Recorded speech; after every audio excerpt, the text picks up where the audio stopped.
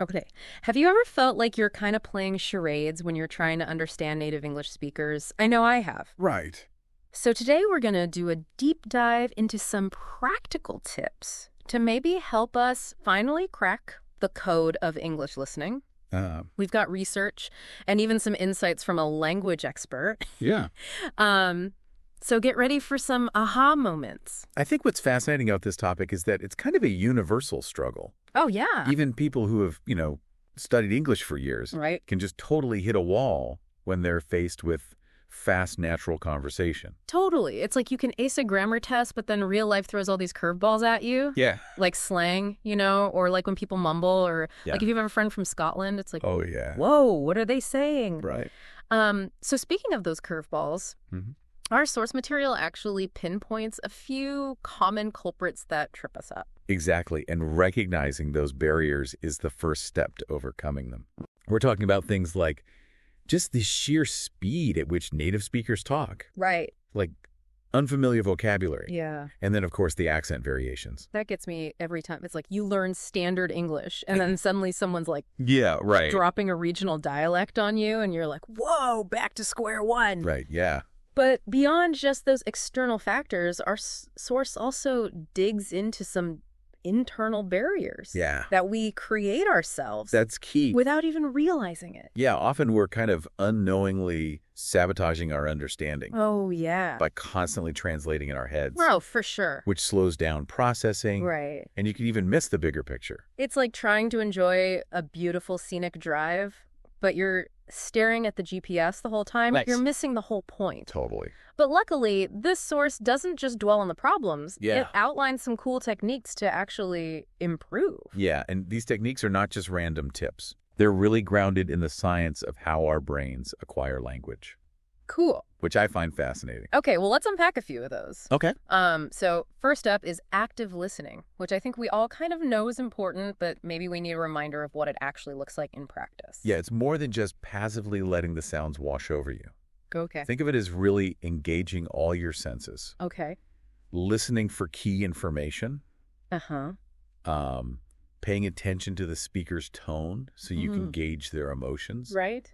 and even visually picturing what they're describing. So engaging our brain beyond just our ears. Totally. Yeah, I like that. Yeah. But sometimes even when we're trying to be active listeners, the speed of spoken English throws us off. Oh, yeah. That's where the source suggests this technique called shadowing. Yeah. What are your thoughts on that?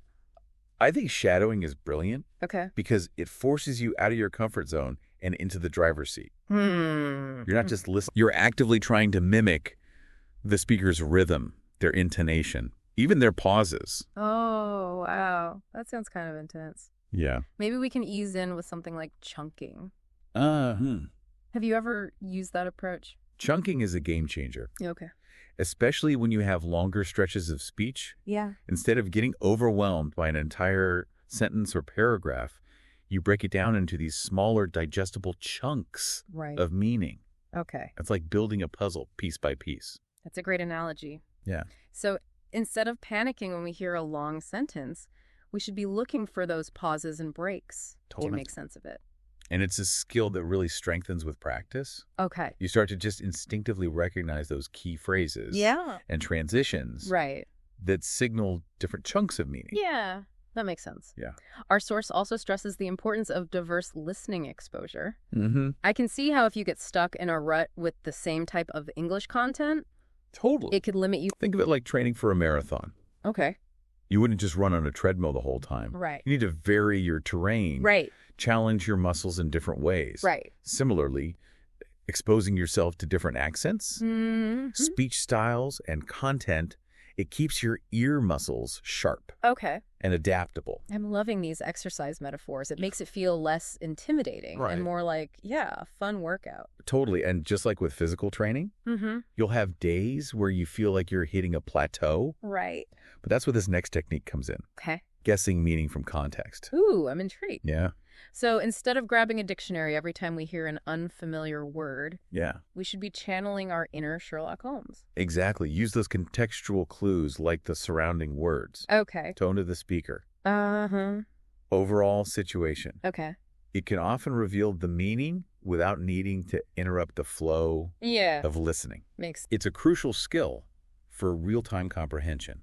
So instead of hitting pause every few seconds, you're training your brain to make those deductions based on the evidence. Exactly. And believe it or not, this skill also helps build vocabulary more naturally. Okay. Because you're encountering new words in authentic contexts. So it's like learning vocabulary in the wild instead of in a zoo. Yes, exactly. Yeah, I like that. Yeah.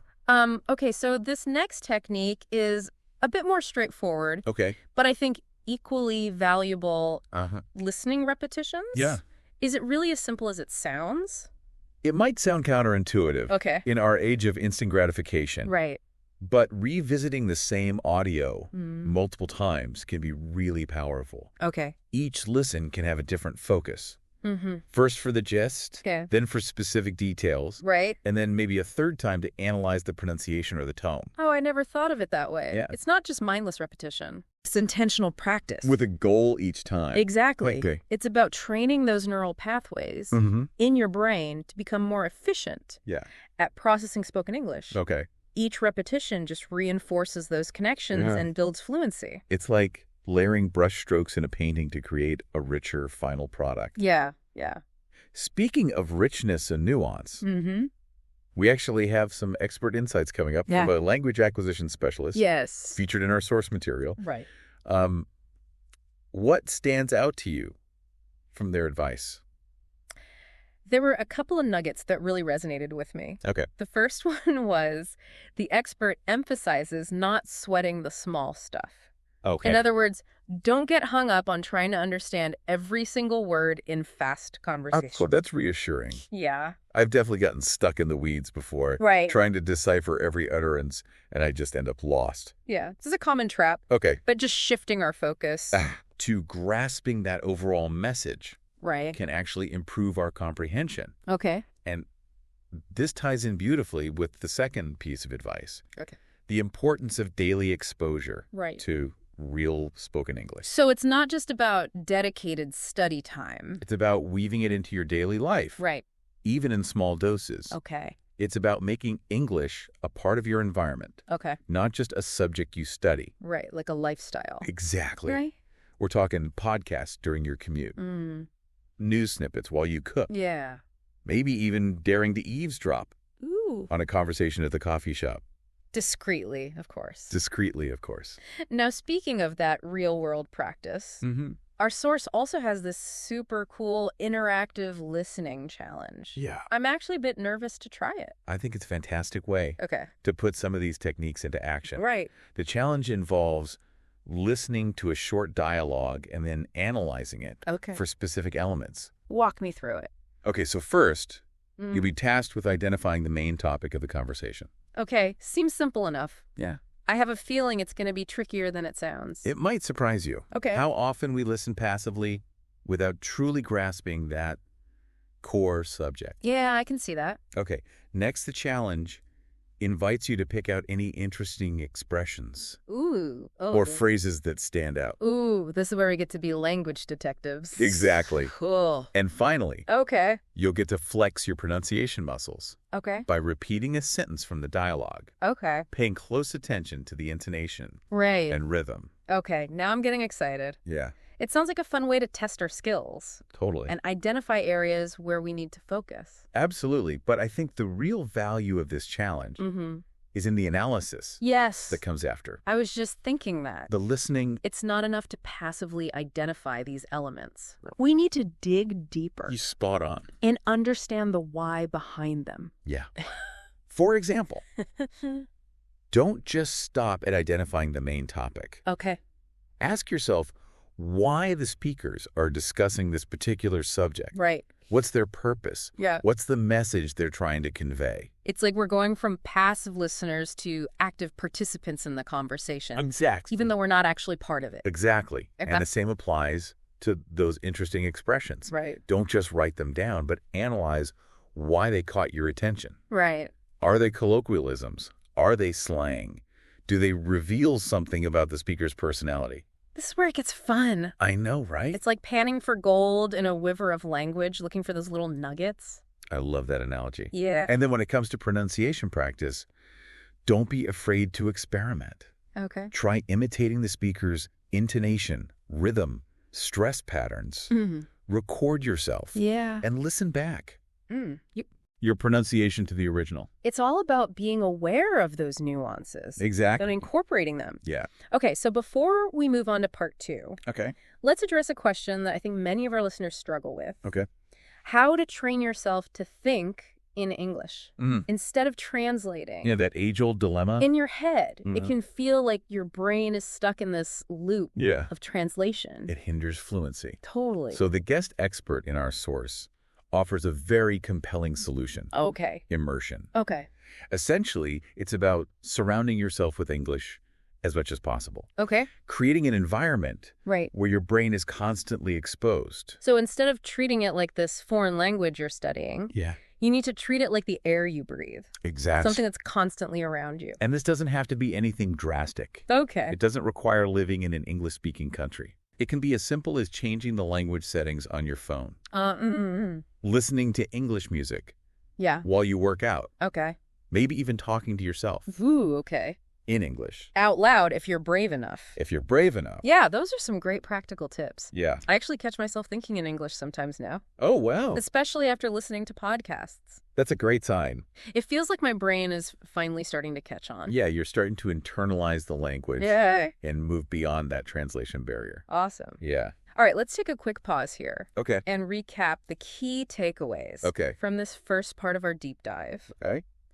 We've learned that effective listening is an active process. Yes. Requires engaging multiple senses and training our brain to think in English. We've also discovered the power of these specific techniques. Right. Like shadowing, chunking, and diverse listening exposure. Right. All grounded in the science of language acquisition. And perhaps most importantly, we've been reminded that consistency and real-world practice are key to making lasting progress. Absolutely. In our English listening journey.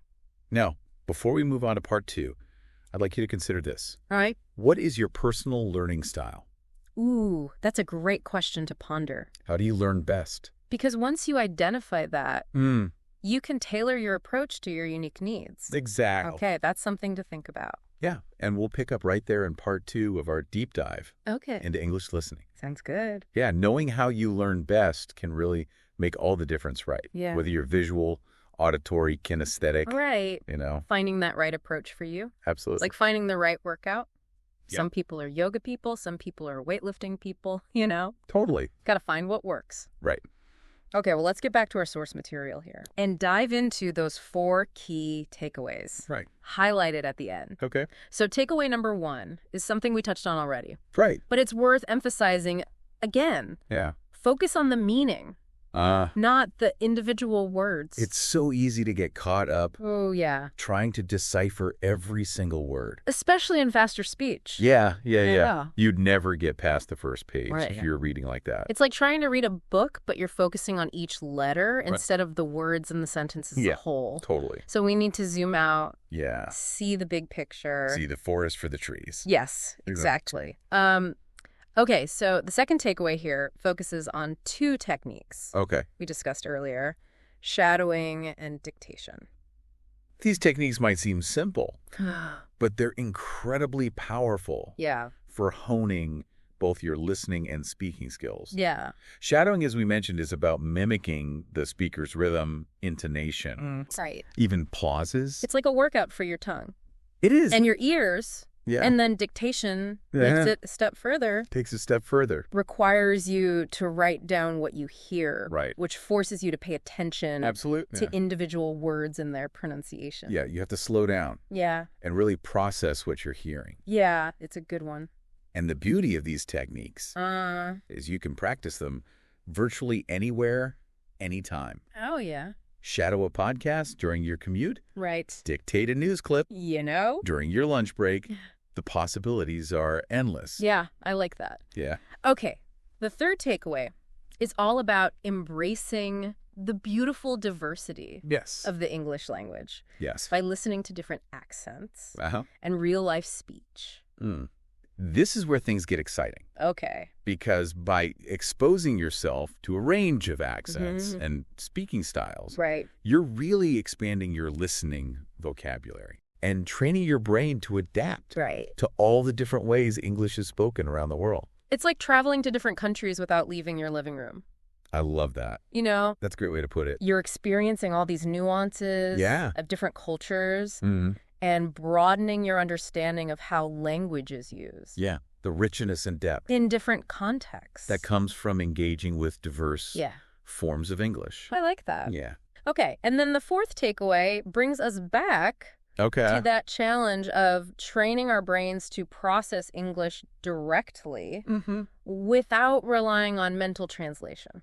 That's a big one. This is where that concept of immersion comes in. Immersion is key. You know, surrounding yourself with English. Making it a constant presence. As much as possible. In your life. Yeah. The more you immerse yourself, the more natural it will become for your brain to just think and process information in English. Without that extra step. Without that extra step of translation. Right, of translating in your head. Right. It's like learning to ride a bike. Okay. At first, you're kind of wobbling. You need the training wheels. Yeah. But eventually, you're just gliding along effortlessly. That feeling of effortless comprehension, that's the goal. That's the goal, but like any skill, it takes consistent effort. Yeah. Dedication. And speaking of effort, I'm curious what resonates most with you of everything we've talked about so far. Yeah. What stands out? What are you eager to try? As something you're eager to try. Yeah. Or incorporate into your own practice. What's speaking to you? You know, for me, I think it's the emphasis on active listening and engaging multiple senses. Yeah. I often find myself listening passively. Yeah, it's easy to fall into that trap. You know, just letting the words wash over me without really absorbing the meaning. But by consciously engaging our minds, using techniques like visualization, note-taking, we can really transform passive listening into an active, rewarding experience. It's like the difference between watching a movie and actually being in the movie. Yes. You know, one is passive entertainment, the other is like immersive. Totally immersive. You're part of the action. Yeah, I love that analogy. Yeah. It highlights the importance of that mental shift. Right. From passive observer to active participant. Yeah, I like that. Yeah. Now, didn't we have a final thought-provoking question for our listener? We did. Something to really get them thinking about their personal approach. Yes. I believe it was about setting a realistic goal. Yes, that's an important one. For improving English listening skills. It's easy to feel overwhelmed by the vastness of the English language. Yeah, it can feel impossible sometimes. But by setting a specific, achievable goal, you can really break down that journey into manageable steps. Okay. And stay motivated. So what would a realistic goal look like? Right. Is it about understanding a certain percentage? It could be. Of a podcast? It could be. Or being able to follow a conversation? Yeah. Without constantly asking them to repeat themselves? It could be any of those things. Okay. The key is to choose a goal that is both challenging but attainable for you. Right. Where you're at right now? For your current skill level. Okay. And it's also helpful to break down that larger goal into smaller, more manageable steps. More manageable steps. So instead of saying, I want to be fluent in English, which feels huge and overwhelming, maybe something like, I want to understand 80% of this news podcast by the end of the month. That's it. That's specific. Right. It's measurable. Right. And it's achievable. Yeah. The goal you can work towards gradually. I like it. And remember, the process of setting goals is not set in stone. You can always adjust them as you progress. Right. And as you grow. Yeah. As your confidence grows. As you gain more confidence. Yeah, that makes sense. Yeah. So. Okay. Well, that brings us to the end of part 2. Okay. We've explored some key takeaways for improving English listening, the importance of personal learning styles, and the power of setting realistic goals. Absolutely. We've also touched on the idea of active listening. Right. And immersing ourselves in the language. As much as possible. As much as possible. But there's still more to uncover. There is. Stay tuned for part 3, where we'll explore additional resources and strategies to continue your journey towards mastering English listening.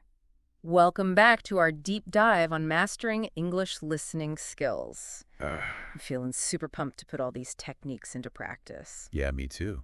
It's amazing how much there is to learn, even about something we do every single day, right? Right. And speaking of learning, our source material also points us towards some additional resources to kind of help us level up our listening game. Yeah, I was curious about that. Yeah. It's like after a good workout, you want to know what supplements or gear can boost your progress. Right. Exactly. So what kind of resources are we talking about here? Well, the beauty of today's world is that we're surrounded by so many options. Podcasts, audiobooks, online learning platforms, even YouTube channels. Right. Dedicated to English learning. Yeah. That's like a buffet for your ears. But with so much out there, it can be a little overwhelming to know where to start. Right. How do we choose what's best for us? That's where understanding your personal learning style comes in. Right. For example, if you thrive on structured learning with clear goals and milestones, a language learning app might be a perfect fit. Okay. They often offer interactive lessons, personalized feedback, progress tracking. Right. And for someone who's more visual, Yeah. maybe documentaries or those educational YouTube channels with engaging visuals would be more their style. Find resources that complement your learning style. I know I personally learn a lot from watching people explain things, like seeing their facial expressions and body language. Totally.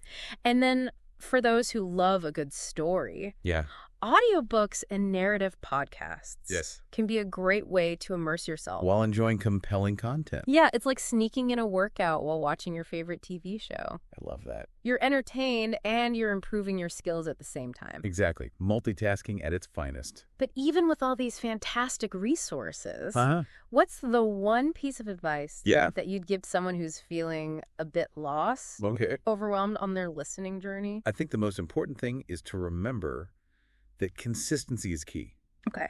Even small daily doses of English exposure can make a huge difference. Right. It's like building a muscle. You don't get ripped by going to the gym once a month. Okay. You need to make it a regular habit. So instead of feeling pressured to block off hours for study time, we should be looking for those little ways to integrate English into our daily routine. Exactly. Like changing our phone settings, listening to podcasts while we cook, even narrating our day in English. Right. As we go about our tasks. Make it a part of your life. Right. Not just this isolated thing. Not just this isolated thing. Yeah. And the more you do this, the more you'll start to notice those aha moments. Where you understand something effortlessly. Yeah. You catch yourself thinking in English. Right. Without even realizing it. Those moments are so rewarding. The best. They make all that effort feel worthwhile. Yes. And motivate you to keep going. Totally. And speaking of pushing forward. Yeah. Any final words of wisdom for our listeners as they embark on their English listening adventures? Ooh, good question. Embrace the journey and enjoy the ride. I like that. Language learning is a lifelong process, full of twists and turns, unexpected discoveries. Okay. Don't be afraid to experiment, make mistakes, and celebrate every small victory along the way. Yeah. And who knows, maybe one day you'll be the one sharing your tips, inspiring others on their language learning journey. What a fantastic note to end on. It really is. It's been an incredible deep dive. It has. Exploring the challenges, the techniques, the endless possibilities of mastering English listening. So much to uncover. We've uncovered valuable insights, practical strategies, and I think even a few laughs along the way. I think so too. It's been a pleasure. Yeah, absolutely. Remember, the key is to never stop learning. Okay. Exploring and challenging yourself to reach new heights in your language learning journey. And on that note, we'll sign off. Happy listening, everyone.